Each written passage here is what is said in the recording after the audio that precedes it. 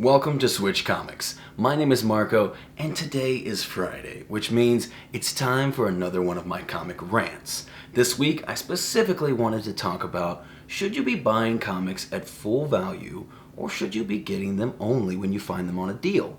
Now, everyone obviously loves it when their comics go up in value, whether you're looking to flip your books, or it's nice to be like, oh, my collection's worth more money. And, it's gonna sting a little bit when you miss out on opportunities. So before we get into the video and I get into the nitty gritty of all of this, let me tell you about my giveaway. I'm giving away 3 awesome comic bundles at 500 subscribers. That's right, 3 lucky subscribers will each win one of these 3 comic bundles. All you have to do to enter is simply be subscribed and leave a comment on this video. If you would like additional chances to win, you can watch other videos on my channel and leave comments on those as well. Each comment on a new video is another chance to win. Good luck. Now let's go ahead and get into it. Now obviously, everyone loves a good deal, and I always advise looking for deals, trying to find deals, and seizing the opportunity when you find them.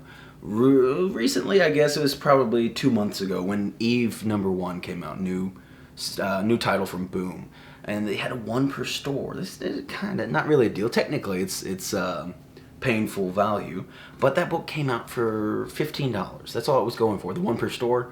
And I was like, you know what, this is a new title, it's only $15 I'm gonna pick it up, and believe it or not, that book's going for like $100 now. So in a way, I got a deal. Again, that's, going back to my tried and true statement, be ahead of the curve. But again, it's very nice when our books appreciate in value, and especially so quickly. That book is only a couple months old, and it went from $15 to $100, but again, it's a 1 per store. Good investment. I always say 1 per stores are good investments.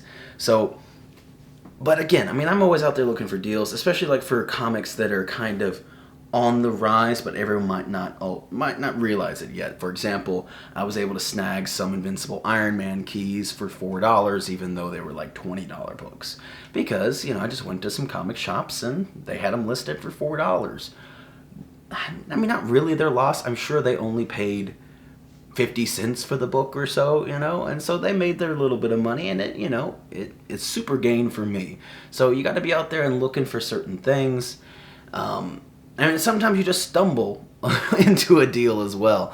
For example, when I was at the flea market, how many ever weeks ago that was, and I found my Savage She-Hulk #1. I paid $50 for that. Now granted, that book definitely needs a press, maybe a little clean here and there, help brighten it up a little bit or something. But press is going to do wonders for that book. And it doesn't look very bad at all. It just has a couple little indentions, nothing color breaking or nothing like that. It just needs to be flattened out. And man, that is a very, very clean book. I don't know why he only had $50 on. The rest of his stuff was very market based in his prices. I don't know if he thought it was more damaged than what it was, or I don't know, but super sweet book. I saw that, and it wasn't a book that I was necessarily looking for.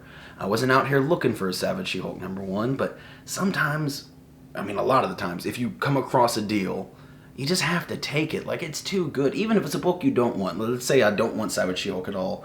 I can take that and trade it or sell it and get a different book later. Whether I, sell it and get some money, or I trade it for another book. Either way, I can get to, a $200 book by only spending $50. And, or let's say like $60 or $70 with a press and a clean, whatever. But, that's more than double the value of what I put into it. So I think take any deal you possibly can. If it's a good book, that somebody out there is interested in, and especially something like Savage She-Hulk that is only going to continue to get more and more popular and have more interest in it. It's just such a good book. But I also, as much as I love deals, I also stand on the side of, try to be ahead of the curve and don't miss out on good books. Because I actually recently missed out on a book. Now granted, I can go buy it right now, sure, but I missed out on it being about half the price it is right now. So specifically, and it's going to be a little bit of spoilers for Venom if you're not caught up. Venom 200 just came out recently, and the day before, because people get their books the day before and read it and see what's going on. So the day before its technical release, a certain book in the Venom series went from like a $50 book to a $100 book. So close your eyes and ears for just a moment if you don't want to hear, but I'm specifically going to be talking about Venom number 9, the new, series, the Donny Cates series. And that's the introduction of, or the first full appearance, rather, of Dylan Brock, Eddie's son. And so it was kind of an obvious thing, like, duh, he was going to be important moving forward. And especially once I knew that, I can't remember his name, but the guy that's working on Hulk right now, once I found out that he's going to be continuing Venom, I should have put 2 and 2 together and been like, yeah, it's probably going to be something involved with Dylan. And that's a book that I've just pushed to the side because I've read all of Venom. I love Venom, but I got into it late, so I started reading with the trades. And my earliest issue, other than my number 3 that I have slabbed, my earliest issue is 25. So, like, I'm missing all the good books at the beginning. And I was like, I'll pick them up later, whenever, it doesn't matter. I even had a Venom 9 come through the shop, but a customer of ours that I knew was really into Venom, he's been wanting to get the early issues and stuff as well. And I was like, you know what, he can have it this time. Not a big deal. I'm not worried about it. So I let him buy it. And I was like, looking back at it, I'm like, my chair just made a scary noise. But anyway, looking back at it, I'm frustrated at myself, but I'm happy I helped him out as well. It is what it is. But at the same time, I probably should have just went on eBay and paid $50 or maybe even $40 for a copy back then. Now, if I'm lucky, I can maybe find one for $80. That's what I was kind of looking at. If you have a copy that you wouldn't mind selling to me for a decent price, let me know. I love that book. I love that series, and it's just one of those things that I've pushed to the side, and I was like, I'll get it later. Because don't get me wrong, I'm always looking for deals. I'm always trying to see. Like I said, even if it's not a book that I'm super interested in, there's actually a book that I picked up recently that will be in Sunday's Comic Haul video. That it's a super cool book. I'm really glad that I have it, but it wasn't one that I was top of my radar or anything. I have tons and tons of books, and the list is constantly changing in my head of like what I'm looking for the most. And this was, nowhere on the radar at all, but it popped up, and I'm like, that's not a bad price. And it's like, I'd like to have that book. Sure, I'll take it. And that's just how it is sometimes. Sometimes you find a good deal and you just gotta go with it. But at the same time, try to be a little observant. And if there's a book that you really want, you're gonna really care about, try not to hold off on it too long. And so that's kind of where I'm gonna go with. I think there are plenty of times to buy books at full value. If it's something you really, really want. For example, I've been collecting the Ironheart keys, and especially like something like that is going to go up in value because we're getting an Ironheart series, and it's still super far away, so the books are nowhere near what their full potential is going to be at. And I've been collecting the big keys. There's still one book that I really, really want. I really want the Invincible Iron Man 1 second printing. It's volume 3. It's the first cover of Ironheart, but the title's in blue. And that book is super, super hard to find. Very, very low print run. And I don't know if I'm going to get one anytime soon. It is quite pricey and very difficult to find. So maybe if I'm lucky, again, that's a book that could very easily be in somebody's dollar bin. I can guarantee you somewhere in the world that book is in a dollar bin. And it breaks my heart, and I want it. But, whether I can find that dollar bin, chances are pretty slim. But, it's a book that, a lot of the Ironheart keys, as an example, I know they're going to appreciate in value, and they're going to continue to rise. So, if I see one, and especially if it's a super clean copy, like when I picked up the 7 first and third print, a month ago or whatever that was, as like, I'm paying full price for them, but I'm fine with it because I really want these books. I feel very confident. I get, no one can ever know 100%, but I feel very confident these books will continue to gain value, and they're very clean copies. I don't mind paying full price for them. That's another thing. If you're looking at books in person and it's really, really clean and you can see it, in person is not the same as looking at pictures online. Someone can have immaculate pictures online, but still might be a little something. Plus, this guy has to get shipped and whatever. So it might come to you a little different than you expected. Sometimes a little better than you expected, actually. I've had that happen. But, yeah, I think more likely than not, it's probably going to come a little worse than you expected. So always keep that in mind. If you're in person, you see a book and you really, really want it, and it's the quality you want it in, don't feel bad to spend full price, sometimes even maybe a little bit more. Especially, like I said, if it's a book that you feel strongly in, or if it's a book that you just really, really want. For example, it took me a long time to get the 1 in 25 variant for All New Ghost Rider. It's the first appearance of Robbie Reyes, and it's just a sick cover with the Charger in the background, and just it is one of my favorite books.